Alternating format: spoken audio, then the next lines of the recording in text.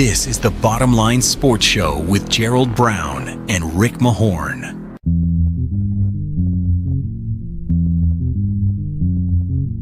Imagine you trade a Chet Holmgren for a Giannis Antetokounmpo. These guys are athletic as you know what, and you go like, oh my gosh, where's the fundamentals? Where's the pass first mentality? That's not in the league anymore. And now here's your host, Gerald Brown and Rick Mahorn. Well, as you can see, Rick is not with me. I'm still celebrating because it's a New York thing. It's Blue and Orange, everything.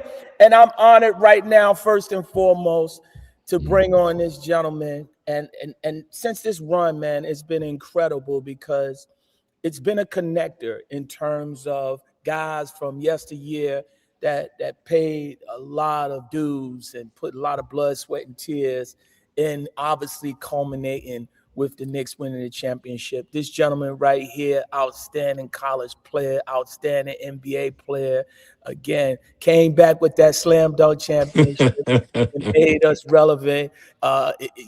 Kentucky's finest, New York Knick himself, Mr. Kenny Skywalker. Gee, what's up, man? What's up? Hey, man, it's always great to hear from you, man. And first and foremost, thank you so much for a few moments of your time. I got to ask you right off the back, has it sunk in yet that the Knicks are NBA champions? You know, I think I can speak for myself, you, and anybody else who's been involved with the organization. Man, when I was there, we had some really, really good teams, and we were always knocking on the door, and we couldn't quite kick it in. You know, bad luck or playing in the wrong era with Jordan, Magic, and Bird and all of those guys, it was hard to win. But as a fan of the New York Knicks team the last couple of years, they've been knocking on the door the last couple of years, and to get that close, and then of course, you know, the heartbreak, and then of course when we finally, you know, kick in that door, you know, after 53 years of ever how long it's been, I was so glad. I was happy not only for myself because I put on that uniform, but I was really happy for Walt Clyde Frazier, Earl the Pearl.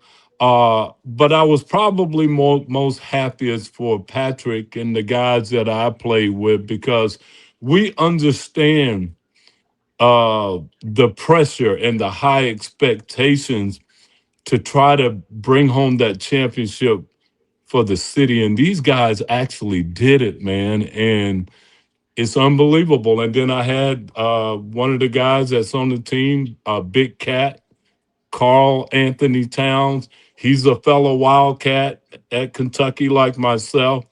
So to see him, you know, put on that New York Knicks uniform and represent Kentucky like I did and winning the championship, I'm telling you, I'm so happy. I still can't believe it's real. I got on my Walt Clyde Frazier, your T-shirt from back in the day, so I'm still celebrating. It's unbelievable. Yeah, I talked to Patrick and interviewed Patrick earlier this morning and stuff. And, you know, I was telling him the fact is that, you know, it hadn't sunk in. I was asking him that.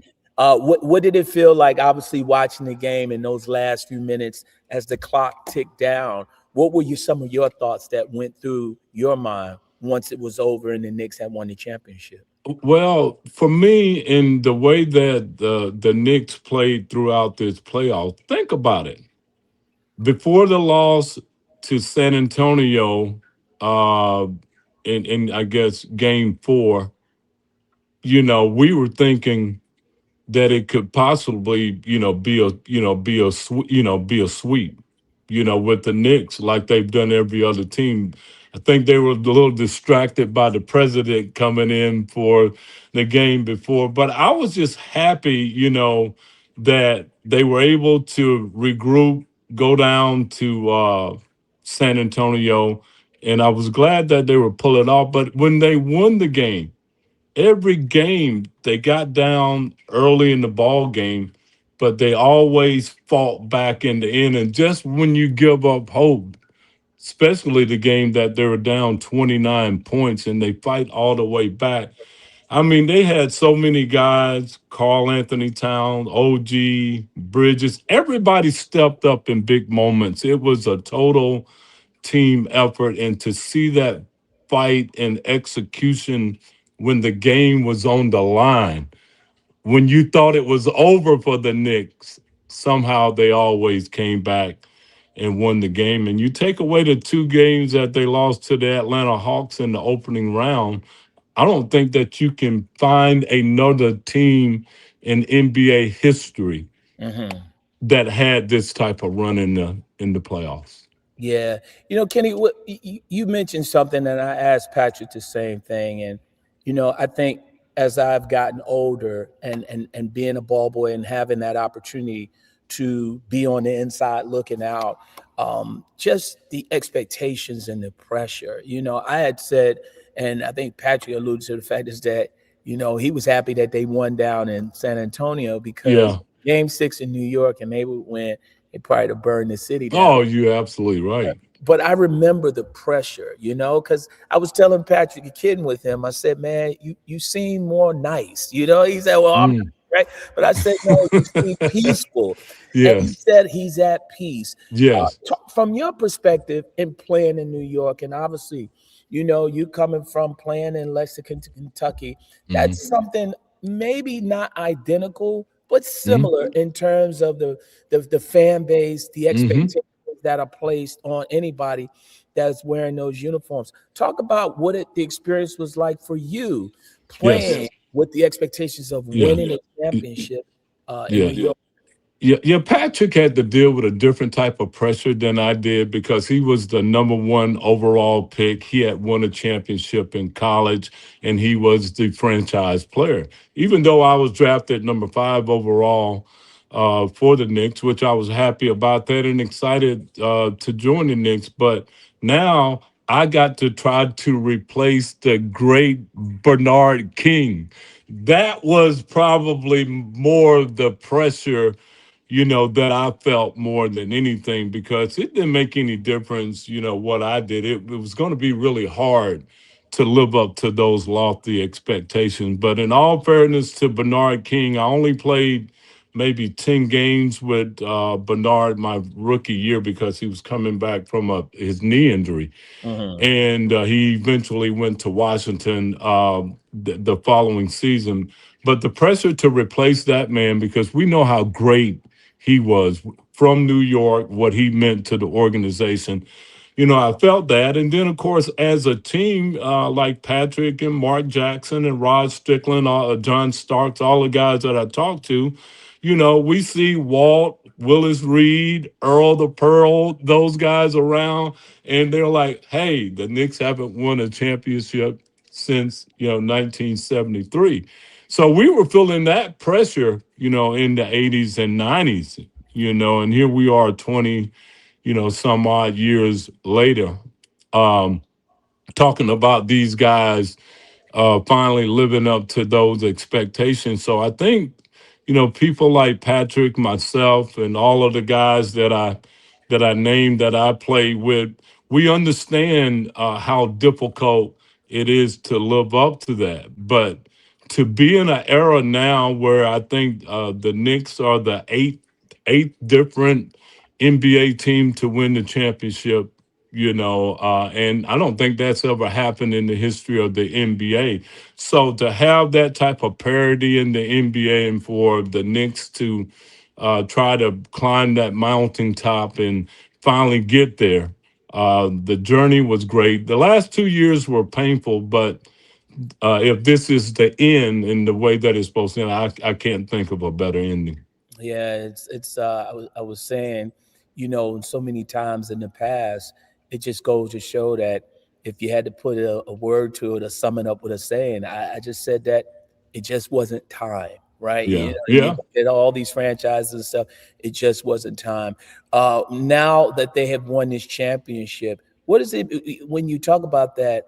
And what do you think it means for the city of New York and the fan base?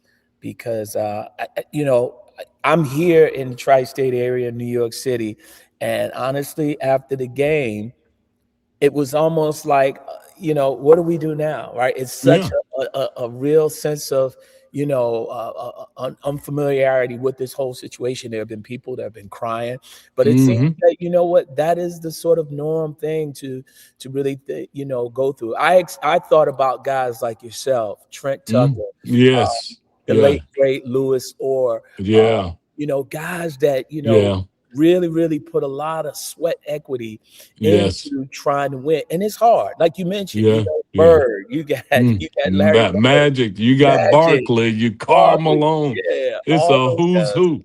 Right, Yeah, right, it's tough, and the thing is to fight so hard and to lay it on the line every night. And you one of the better teams, in the league.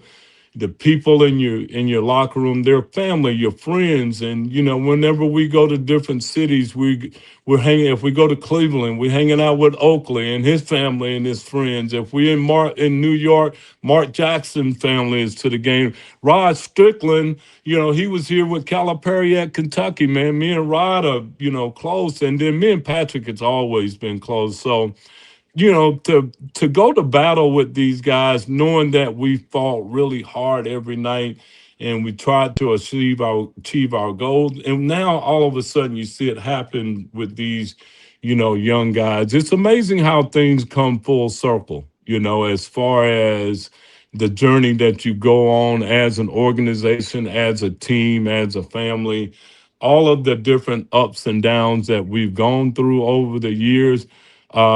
I know. I think I said this in the opening of the show. I mean, I'm happy for a lot of people, but I look at a guy like Spike Lee.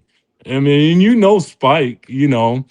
Spike has just been there through the good, the bad, the ugly, but he's always there and he's real, right. with it. He's a part of this organization as anybody else. And if there's anybody, a fan or a person that has had season tickets as long as he has, if there's anybody deserving of a ring outside of the players and the people in the organization, Yeah, Spike Lee is that guy. Spike Lee is kind of how we all are. Once a Knick, you're always a Knick. And it's always gonna be that way. I mean, I'm amazed, when I walk down the street in New York, when I do get there, people will go Skywalker right off the yeah. bat, and then they'll go, man, you look the same as you did when you played for the Knicks. And I'll go, I don't have the high top fade, but they say you might have a little bit more gray and all of that, but you still, cool. But the love that I still get, from the New York Knicks fans, and I think a large part of that, Gerald, and you know about this story. My career started off a little slow, like I said, replacing Bernard King, but in my third year, winning the NBA slam dunk contest, that that changed my whole legacy at New York because that gave me a platform where New Yorkers could be proud of Kenny Skywalker to live up to win that dunk championship in 1989. Always going to be known for that, and that's something that I would always be forever grateful for. Yeah, I mean, you got to think about it, Kenny. It's like, you know, that's why I say it's so many layers to this championship that, Hmm. one of the things that Rick and I continue to do, we're doing it on a YouTube platform, is the fact is that, what, we never gonna forget the guys that paved the way, the Yes. players of yesteryear. I don't want to Hmm. say the older players and all that stuff, but players of yesteryear, because you got to have a past in order to have a present and as well as to look forward for a future. And Mm-hmm. when you were there, you winning a slam dunk competition, to be honest, that really put New York on the map in terms of, yeah, Mm-hmm. it's like the Knicks team on a Mm-hmm. platform that nationally, you know what, Mm-hmm. wow, he went to the slam dunk competition and Yeah. won it. And That. Yeah. the image I still have in my head is you holding that trophy up and really them short shorts and stuff like you having them short shorts on Good. and stuff. But it was a badge of honor and stuff Yes. that you know what, it came back and it was a beautiful thing because you represented the organization. Now that they are champions, I saw Derek Anderson, shout out to DA, and DA Mm-hmm. wrote back on your Facebook page, Mm-hmm. was saying that you should come up here and get your ring. Yes. Well, Yes. uh, you know, how do you feel about that? You know, I appreciate him saying that because that's my little brother. Obviously, I know him from Kentucky, but I followed his career throughout his NBA journey. But and you know Derek. Yeah, Derek is like Penny Hardaway and a lot of guys, from that's my our man era. too. Yeah, Yeah, yeah. Those guys they're gonna keep it real.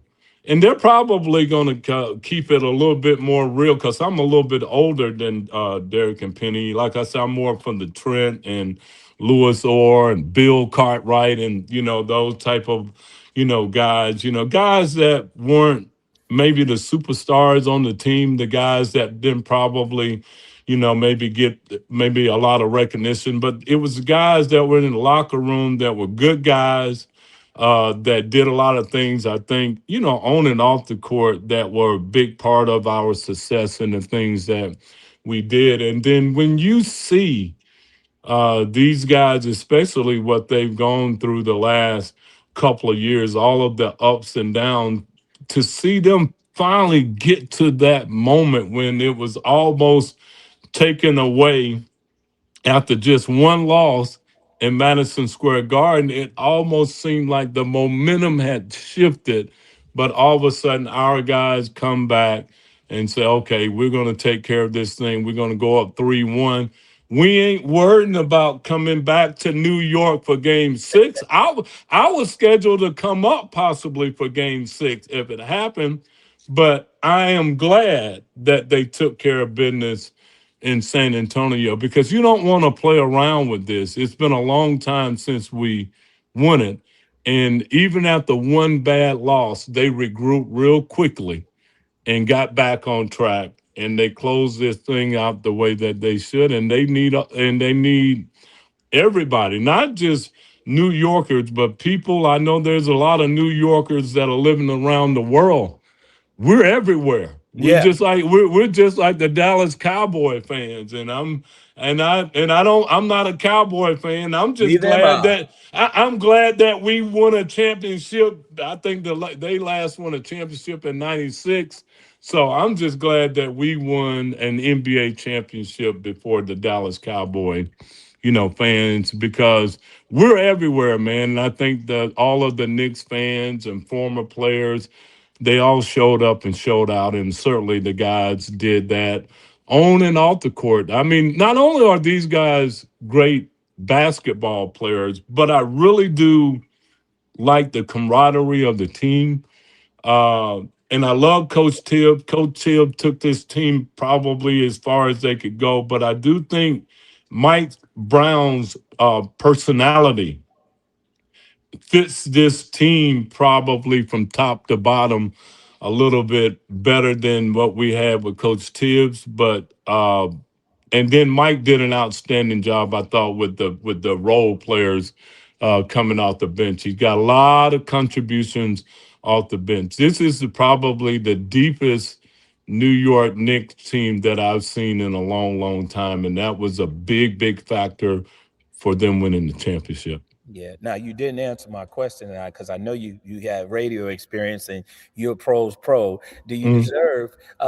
Do you think that obviously a ring? Yeah, yes, yeah. I mean, yeah. Derek knows more about this than I do because he got rings in college. He Right. got rings in the NBA. So if he tells me to go get a ring, then I'm going to go try to get a ring. And I feel like uh, that's a sense of pride. as far as, okay, I didn't win one, but hey, you know what? For all of your hard work, for your attitude, and for your effort, for the contributions that you've given to the organization, even to this day. And I would like to say this about the Knicks organization. I know Mr. Dolan's, the fans get on him a little bit here and there, but the one thing that he has always done during this drought of not winning championships, he has always done a great job of bringing back the former players to keeping us involved with the organization, with the season ticket holders, community relations type of things, clinics and basketball camps with kids. All of that stuff matters to older guys like us because it gives us an opportunity to give back, but more importantly, it gives us an opportunity to come back and still be part of the organization to this day. There's been a lot of teams that won championships in the NBA, but I don't know if they have been as gracious to the former players as the Knick organization have been with us former players. Yeah, one thing I can say, look, we know that there's been some challenges, and I'm not going to get into all of that. But I think clearly one thing can never be said is the fact is that Mr. James Dolan has really invested a lot into trying to capture an NBA championship, Yeah. compared to some of the other owners that we've known throughout the course of the NBA history. He's always tried to make sure to put the money and the necessary resources in to bring Hmm. in those players to capture the championship. And I think that speaks volumes. And, you're right in terms of the players of yesteryear and stuff. But I think that in wrapping up, I got to ask you two more quick questions. And one of them is, now that this championship is taking place, the parade is going to be on Thursday. But I got to ask you, are you coming up if you're not for the championship parade, will you be up here for the celebration kicking off the next season and obviously the ring ceremony? I'm trying to get up to the parade. I've already sent out my fillers. I know there's a lot of things going on trying to put this together to try to get there by Thursday, but I'm holding out hope that I could possibly still get there. But if I do not get there, again, the Knicks have done a great job of bringing back, former players at different points during the season. So I'm quite sure that since they won the championship, I can only imagine if I don't make it to the parade, opening night in the Garden, it's going to be crazy. Who's going to possibly be there? All of the celebrities, all of the former players, the fans, to raise that banner to the Raptors of New York. Nothing wrong with the parade. I would love to be there, but if I can't get to that parade, I'm definitely going to try to get to that opening night and probably up a couple of times this summer, doing things like we always do because I'm quite sure it's New York City. It's the city that never sleeps. It's the city that's going to party for a long, long, long time. Well deserved and well overdue. Congratulations to the Knicks and the organization. They did an outstanding job this year. Well, you know what, Kenny, in closing, man, you are a part of that franchise. And I know Hmm. you speak in a space of congratulating them. And obviously, that's so honorable of you and stuff. But I got to say, and I got to say this, and I got to, sing your praises because, as I said before, you guys, yourself, and all the guys and stuff, that were there. I was a kid coming from Harlem, New York, Yeah, man, and yeah. obviously single parent household, and really seeing so much of the destruction that was going on in various communities. But I had the fortunes of going to Madison Square Man. Garden and really connecting with guys that with a lot of success and all that stuff, but really we're just down to Mhm. earth. But Mhm. more importantly, we're just role models, if you will, that they Yeah. didn't have to say too much to me or whatever, but just admire guys and gave me hope to Yeah. understand that, you know what, you can see people may not be NBA. I might not have been an NBA player, but just to Yeah. be around that Yes. environment and absorb stuff. And I say thank you to you Yeah. because I Yeah. hadn't seen you since then. But Yeah. I really say, man, that this championship, and Yeah. I want to make sure that I try to connect all of the players of yesteryear, from Mhm. Trent, Rod, Yeah. all you guys, to Yeah. really just give you your flowers because you deserve them, Yeah. and you are a part of this championship just as much as anybody Yeah. else. And Yeah. you know what, man, wear it with a badge of honor and pride, because again, it was a long time coming, and there was a Mhm. lot of people such as yourself that put a lot of sweat equity Yeah. into that championship. And I say salute, man, and I Thank you. appreciate you for taking this time out really to come on the show. And it's been long overdue, and now you got my number, so you ain't got no excuses to No, say. we don't have no excuses, Gerald. And the same to you, my brother, man. I remember when you was that little ball boy, man, around and just, I'm grateful for the opportunity, but your perspective, not in my wildest dream that I would think that I was this little ball boy that was with the New York Knicks, and you doing what you doing now, and you bring it to perspective because you saw this as a kid when we were young men when we were doing this, and now you've grown up with it. You're talking about it, and you're really good at it, man. And your perspective is really good. So yeah, there's no excuse now. I got your number locked in, and we're gonna link up, and we're gonna do this often. And whenever Rick can't come around, you can always call on Sky, man. I can fill in and do the job. I'm gonna hold you to that now. Yeah, I'm gonna hold you you can to do that. you can do that. I do. We can make it work. Definitely. Hey, listen, enjoy Hmm. this championship, enjoy all Yes. the festivities, enjoy Hmm. the Father's Day weekend that's coming Yeah. up. And Yes. really, man, peace and blessings to you and the family. And we'll Yes. talk. Stay in contact, man. All right. For real, man. God bless. Likewise, Uh, Mr. Kenny Scott Walker joining me, Gerald Brown here. Bottom Line Sports Show's out. I say peace. That's enough said.